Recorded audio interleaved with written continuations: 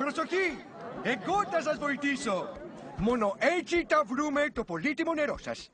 Εγώ, ο αγαπημένος σας βασιλιάς Τζούλιαν, πρέπει να κάνω μια μικρούλα θυσία στους καλούς μου φίλους νεροθεούς. Μέσα, στο ηφαίστειο!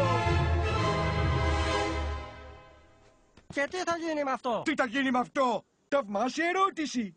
Η θυσία μου πάει μέσα στο ηφαίστειο, μετά οι φιλικοί θεοί τα φάνε τη θυσία μου. Αμβροσία, ευχαριστώ για τη θυσία. Πάρτε κι άλλη θυσία. Ευχαριστώ, χόρτασα με μία. Παρακαλώ, θα δυσαρεστηθώ αν δεν πάρετε άλλη μία. Δεν θέλω άλλη θυσία, έχω ανορεξία. Μου να είσαι πέτσι και κόκαλο. Βρε σου λέω πως χόρτασα, μ' ακούς?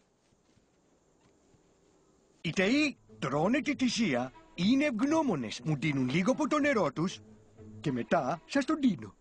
Πώς? Πιάνει αυτό? Όχι! Δηλαδή ναι!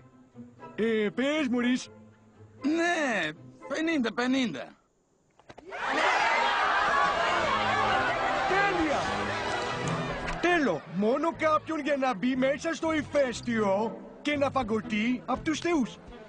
Χεράκια, ελάτε, σηκώστε τα. Εντάξει, χρειάζομαι κάποιον, ίσως με ερωτική απογοήτευση, που μπορεί να δει το θάνατο στα μάτια. Ένα πραγματικό ήρωα. Θα το κάνω.